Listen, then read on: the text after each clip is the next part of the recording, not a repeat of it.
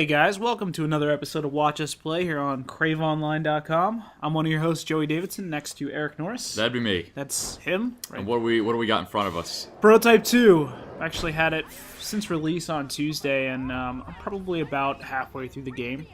So just a little warning, you might see some spoilery stuff here. But we're going to be obnoxious and talk over these cutscenes. Oh, yeah. So blah, blah, blah. So La-di-da.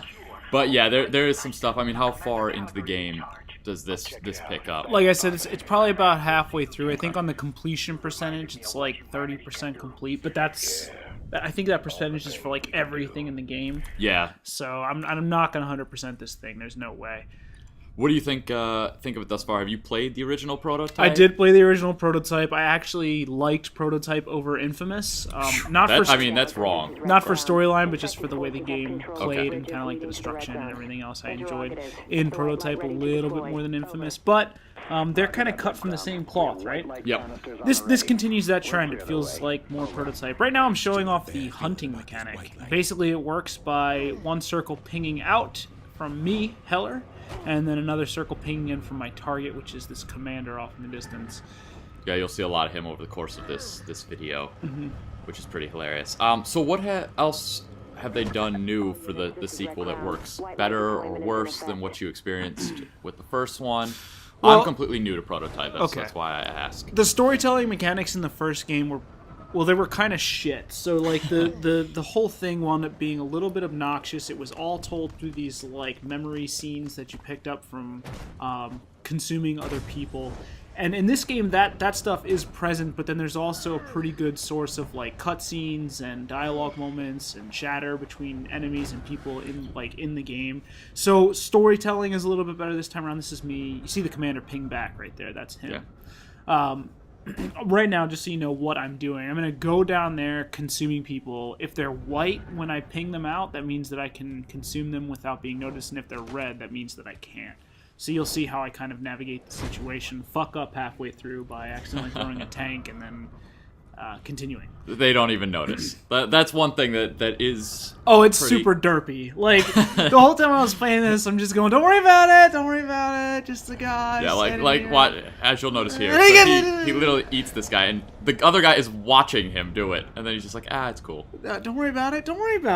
So, those kind of moments happen frequently in just this, 10-minute demonstration we recorded here. It's silly. It's very, very silly. It's not. I mean, I'm even gonna go as far as saying that it's borderline broken at times. This is me accidentally picking up something here in just a second, but yeah. I mean, it's good. He's being watched. Shit. He just knocking stuff over. This should have tipped them off that something was up. What is this guy doing? What's he doing? Oh, don't worry about it. He's just a guard. He's just a Black Watch personnel member. He's a bumbling idiot. Just let him do what he wants. Oh, nope. Nope, they don't notice. Oh shit. Yeah. So yeah, here's the moment where he does something wrong. Obviously has to retreat, collect himself, turn into a scientist. Yeah, and no one even notices. You're good. You're good. But that is Prototype 2. It's a game where I don't think it ever takes itself too seriously. Like, it kind of knows that this is its core set of problems, and so it's just about having fun, being destructive, running up building walls and stuff, and those things it does very, very well. Yeah. It controls well, it plays well, the combat is fun, and I won't call it intelligent, but it is enjoyable. I'll say you'll get a taste of this coming up here with an actual one-on-one battle, but having not seen this game at all, really how fighting is handled, it actually is pretty awesome. With just the amount of moves that you can do, the kind of cinematic slowdowns that the camera does to kind of display more of the action. Yes. Which is pretty nice. So here, what are we doing? We're still trying to get rid of all of these guys. Yeah, but I do. This time I actually get everyone. I think I even get more than I need to get. I grabbed this poor son of a bitch scientist down here. Got him. Now this commander, this guy that's in charge, none the wiser to any of this. And then he's like, "Lol, I'm actually an infected. Get fucked." And then you got Jason. Yeah, chase ensues. So in terms of action and pacing and everything, this game's pretty good. I do think that we just spoiled a twist. It's a minor twist. This guy just showed up, so I'm not really thinking that it's going to ruin anything for any players here. Now, how about, this is obviously probably a main story mission. Have you really dabbled in many of the side quests? Are there many side quests? There are side missions. You hook into this this like system. I forget what it's called, but it's not Radnet. Blacknet, I think. Okay. Radnet is like they're what you get for buying the game near launch. Okay. It's just a bunch of challenges in game. It's pretty fun. There's a few of them kind of scattered around and everything. But Blacknet, you log into these terminals and you get these side missions, which are just like kill this infected or kill this group of people. Like they're pretty. Why is this so dramatic? Him getting in this helicopter.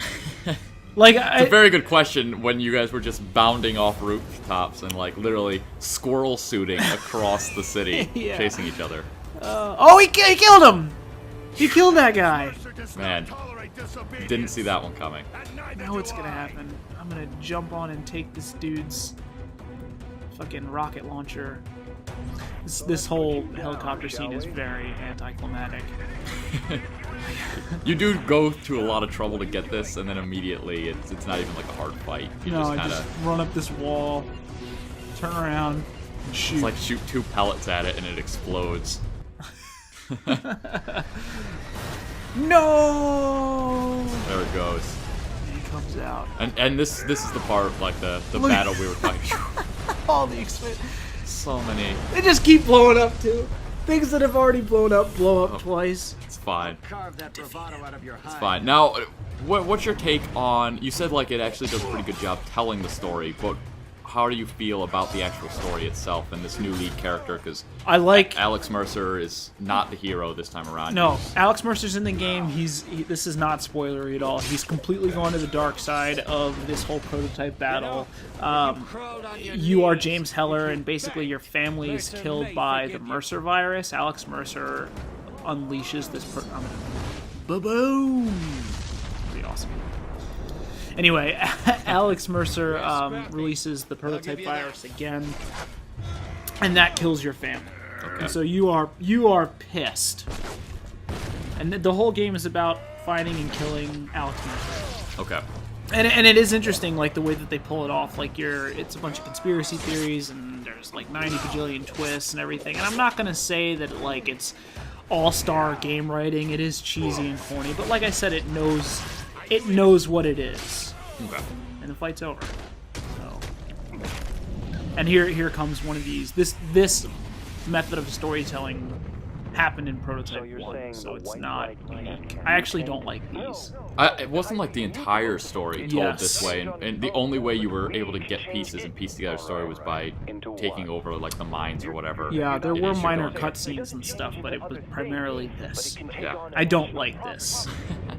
It's interesting every once in a while, but like I just hate it. Reminds me of like the interrogation things from stuff like Black Ops, even though the first prototype came before Black Ops, like they just has that feeling to it. It's a flashback memory. They're supposed to be random or whatever. I don't know. Do you get these sweet blades? Looking forward to using those. Yeah, how do you like all the weapons or this is, I think, that? my third. I missed the hilarious rock fists from the first. I haven't gotten those yet. Those might come back. I don't know. Otherwise, the claws, the blades, the weird tendrils, they're all pretty cool. Every time you get something, they stack up a bunch of guards and then tell you to mow them down, murder them. And you do just that. And I run away. But there, and that's pretty much the mission. And all the missions, I'm assuming, are around that same kind of length. Yeah. They're pretty quick. You could pop on, play a mission or two, and then pop off if need be. That's right. Cool.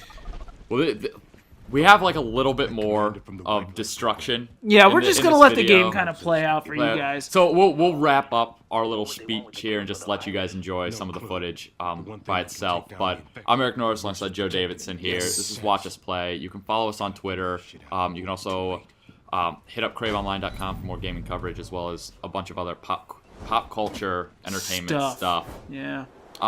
And we'll catch you guys next time. Yeah, that sounds good.